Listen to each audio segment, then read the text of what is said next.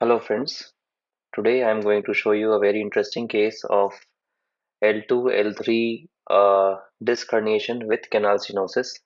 This patient is a 60-year-old male and he had a laminectomy surgery 25 years back, and he developed this symptom 6 months back that he developed back pain and leg pain was more of in the L3 dermatomal distribution. We got his MRI done, and we could see in his MRI that he had a disc herniation at L2, L3 level. This was his disc herniation. Also, there was some ligamentum flavum hypertrophy, which you can see very well in the actual cuts. There's a ligamentum flavum. In the there's a disc bulge which is compressing in the central region from the both sides. There's a ligamentum flavum hypertrophy more in the lateral radius region. Traversing L3 nerve root. So we treated earlier this patient with first we tried physiotherapy and medications, but it did not improve with that. Epidural steroid, intradiscal ozone, but he was not responding with any of those treatment. So we planned to do a transforaminal endoscopic discectomy and foraminoplasty for this patient. You can see that L2, L3 disc over here was showing vacuum phenomenon with white in AP view. So we started by making our second line at the disc level. In the lateral view, you can see the disc is white with the vacuum disc. The skin marking was done in this fashion that we put our metal object which was parallel to the disc base in the lateral view, and then the needle was inserted. We entered at 8 centimeters from the it was L2 L3 level. This surgery was done under local anesthesia, and you can see the trajectory of needle as it goes inside. As we reached the medial pedicle line, we were also at the posterior vertebral body line. So that is the ideal entry point into the disc that we need to be. Then the needle was progressed after giving uh, local anesthetic in the epidural space. The needle was progressed into the disc space where we further put some more local anesthetic there. Needle was changed with a guide wire, and over the guide wire a dilator was inserted. Dilator was hammered into the disc space. You can see this. Dilator was hammered and the disc got distracted because of the dilator. After the dilator, a working uh, channel working sleeve of our endoscope was inserted, which is and this was the final position of our working cannula. So as we enter the disc space, I did my subannular decompression. This we have done it from the left side, so this is L2 end plate. On the right, removed lot of disc material from the below the annulus, and what you can see here is the junction between the disc and the ligamentum flavum. So the first step that I do is I use my annular cutter to reach this space and cut a bit of annulus to visualize the epidural space. As I have started to cut the annulus with my ligamentum flavum, I could see epidural fat coming out. So after cutting, we can see this is the epidural space. Now this ligamentum flavum, I need to remove it. I'll use a curette, that is straight curette, to detach this ligamentum flavum from the undersurface of superior articular process. Now I'm going in the lateral recess zone, and it is very common that it bleeds when we do this detachment. So be patient, use your radio frequency very well when you're working in this region, and you need to have irrigation with pressure when you're working in the lateral recess. So after a bit of that ligamentum flavum has been detached, I use an up-biting grasper to tease off that piece of ligamentum flavum. Having an up-biting grasper helps because we are working at a 30-degree angle. Our vision is at a 30-degree angle, and having an up-biting graspers give us some mechanical advantage to hold all those fragments that are lying ahead of us.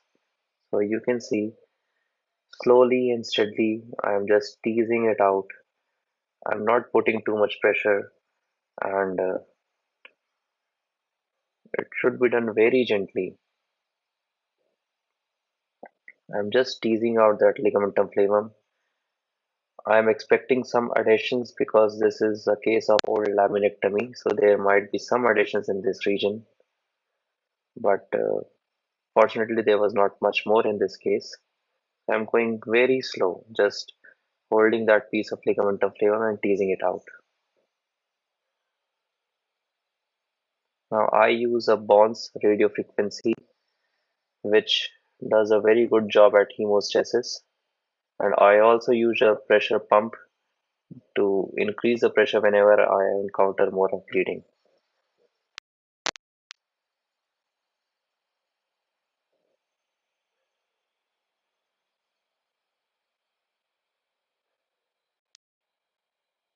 You can also use an annular cutter to tease off some or to cut some part of this ligamentum flavum, but be very careful if you're not sure what you're cutting.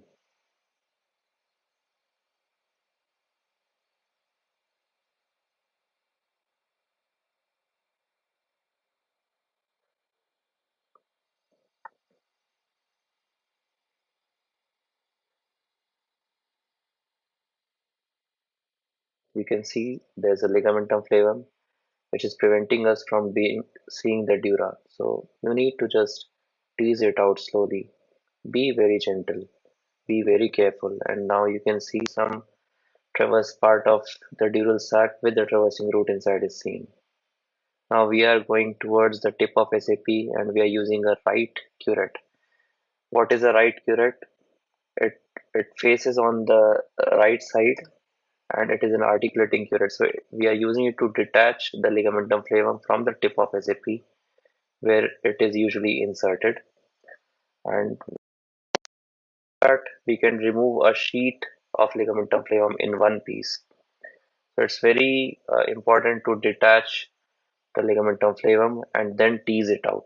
So after detaching it, you can see I'm teasing it out with the same grasper. It is important to be very patient and very slow in this process.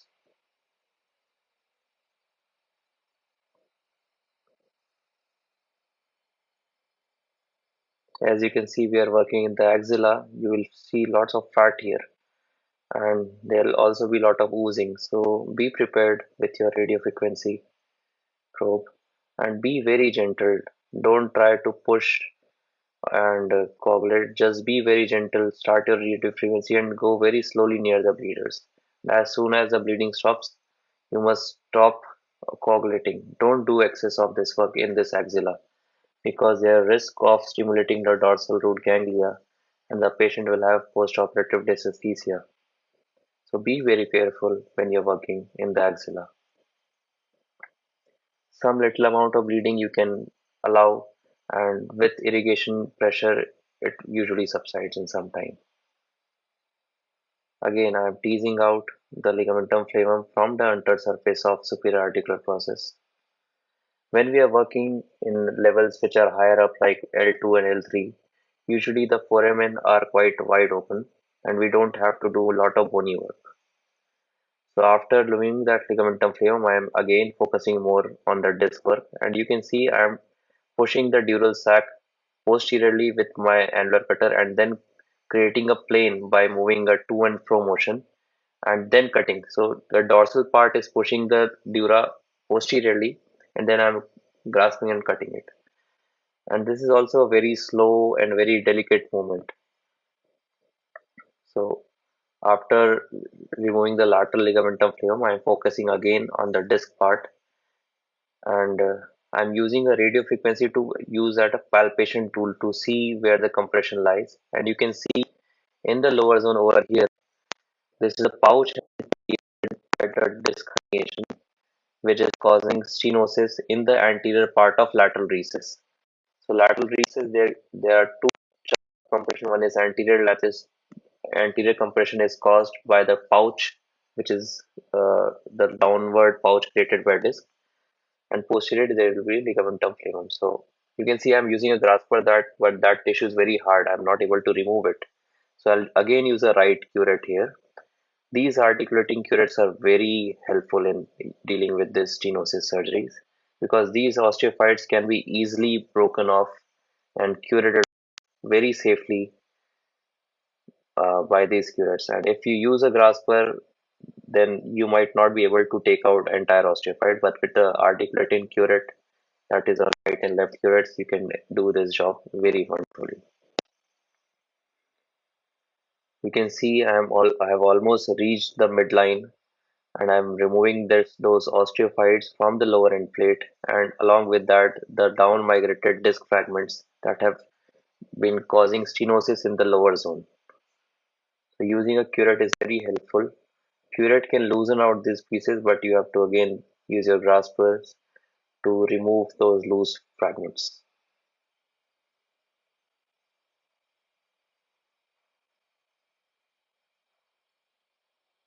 I use my grasper to dissect out the planes between dura and the disc, and sometimes there might be adhesions here. So be very slow, be very gentle. And you can see this is the traversing route inside the dural sac, and that compression, this large compression that we often miss when we are doing an open surgery. You can see how beautifully this compression can be decompressed by a transforaminal surgery.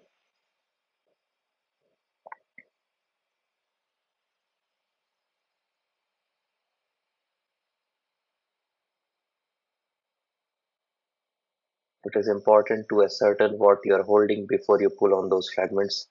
Sometimes your grasper might hold on to the dura, and you have to be very sure before pulling it that you're not pulling any neural structures, or you might cause a dural tear.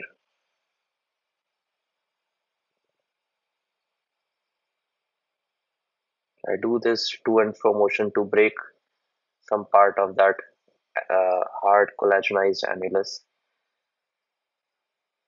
This to and fro motion helps me to break it from both the ends, and I use a grasper to dissect the dura posteriorly. I put the grasper below the dura and open it, so it dissects it pushes it posteriorly, and I can access that disc fragment. Now, this is a very much important instrument that is a large grasper that I use very commonly. Importance is that I can go in from the left side and I can remove a right side disc if I have this large grasper. So it has a 10 millimeter opening, and that is almost the area or the space that I need to traverse to reach the opposite side. So having that 10 millimeter long grasper, I don't need to do a bilateral surgery. I can just enter from one side and do a bilateral job from one side only.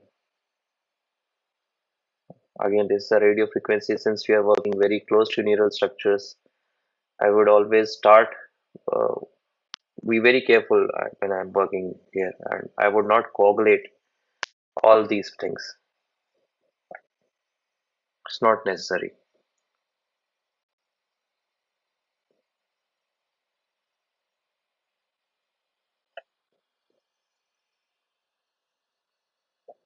So you can see how beautifully this dural sac is being decompressed here.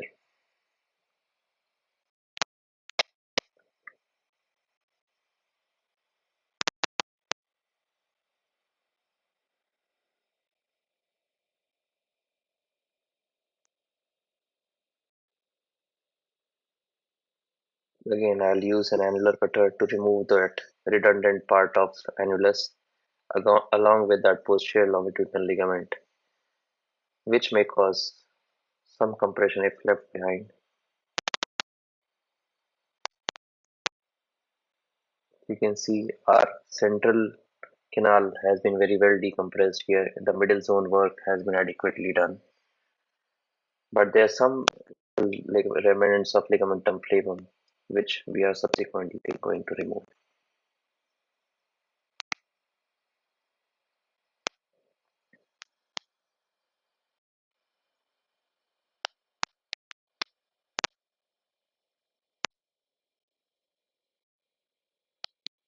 Again, this side curette, eclectic curette, which I'm using to detach osteophytes from there, which are very difficult to remove by normal graspers. So using this curette helps us to remove those osteophytes in, and it is very for the new structures.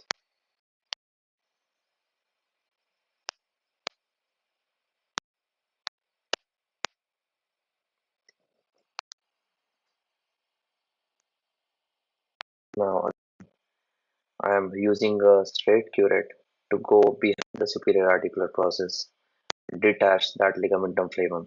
It is important to detach before you, because it is very strong adherent to the dura sometimes, and it is strong adherent to the bone. Take it off by using a curette, and you can go from down to up or from up to down, and be sure to detach that ligamentum before pulling it. So I've used my curette to detach it, and now I'm pulling it my up biting grasper.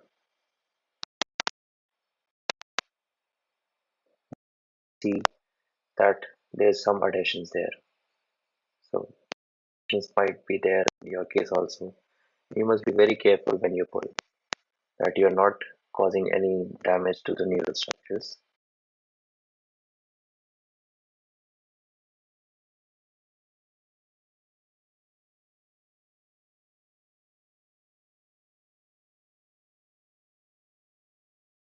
All of those ligamentum flavum from this region, this C part, has been removed.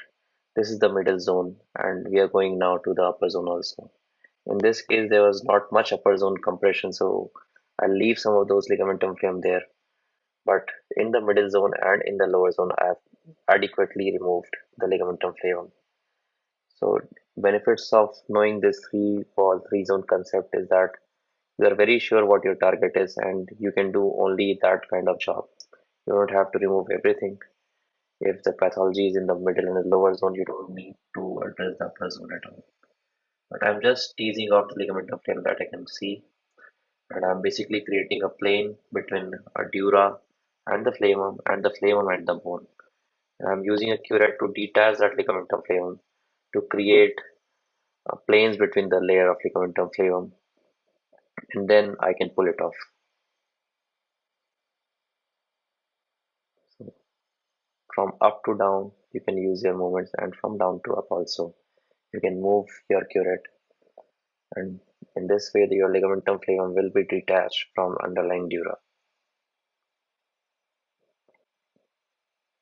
Now I'm using a flexible grasper with a toothed jaw. So this is very useful for removing ligamentum flavum from the upper zone, because it is hard to reach with a regular grasper. So I use a flexible grasper to reach that open area, and these tooth grab those ligaments very well.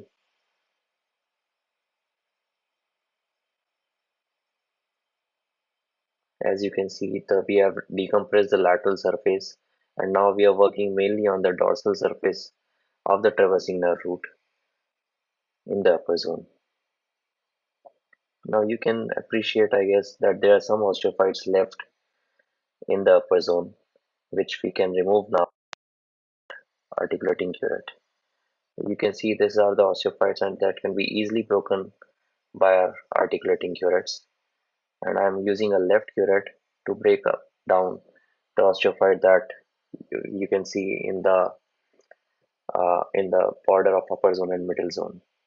After those osteophytes have been broken, I'll pull out that bone with disc fragments.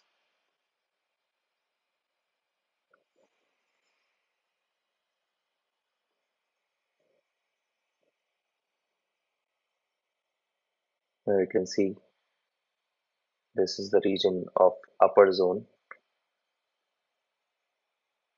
They're working above the disc space, and there are some remnants of disc and ligamentum flavum. This amalgamation of tissue is there, which we can cauterize by a radiofrequency probe.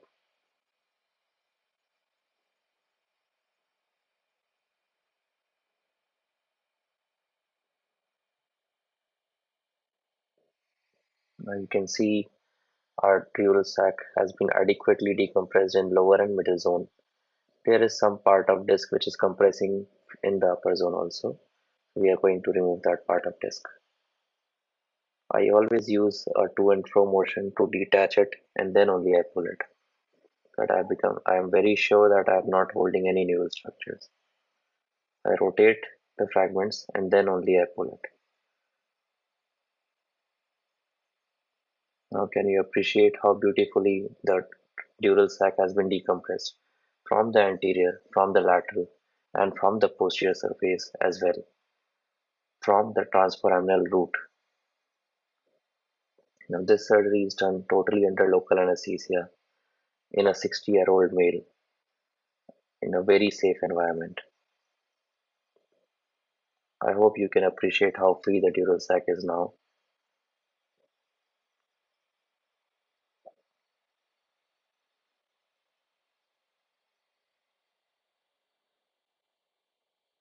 Some part of ligamentum flavum that can be teased off now.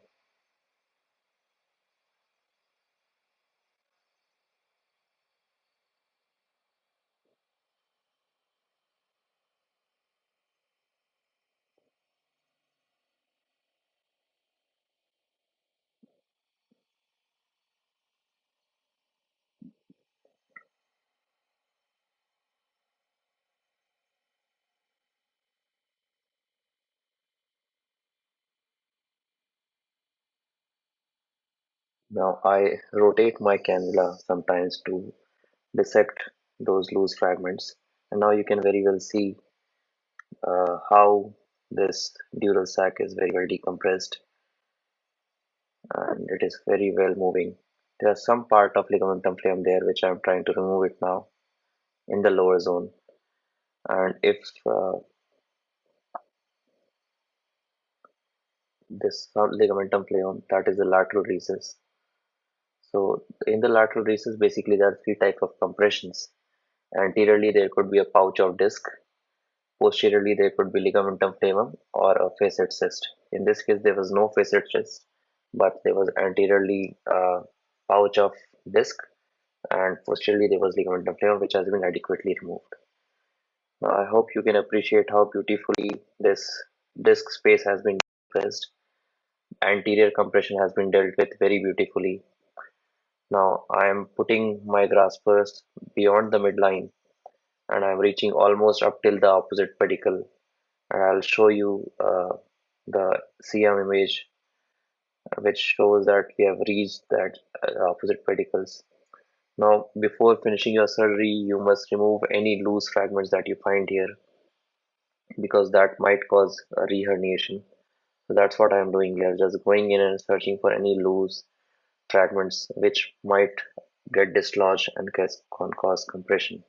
I'm doing a CM shoot right now, and which you can appreciate that we have reached almost till the opposite side of medial pedicle line, and that means that we have done a complete decompression by just entering it from one side. Of course, it is you cannot remove the ligamentum flavum on the opposite side from the transforaminal root. If there is a significant ligamentum flavum hypertrophy on the opposite side, you'll have to go in and do that work from the opposite side. But usually, doing one side work shifts the dura towards that side, and you can get relief of that stenosis from that level also. So, theoretically, yes, you need to go it from both the sides, but practically, it is not required. And most of the times, patients get relief from their symptoms of stenosis by doing only a one sided work. But if the patient has persistent pain, you can go ahead and do it from the opposite side also.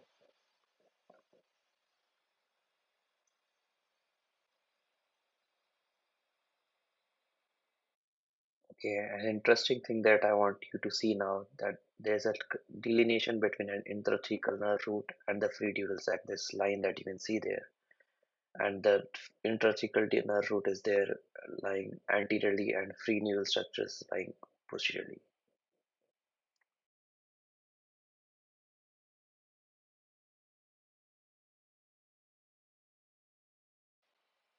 This is the intrathecal root, and that is the free dural sac above.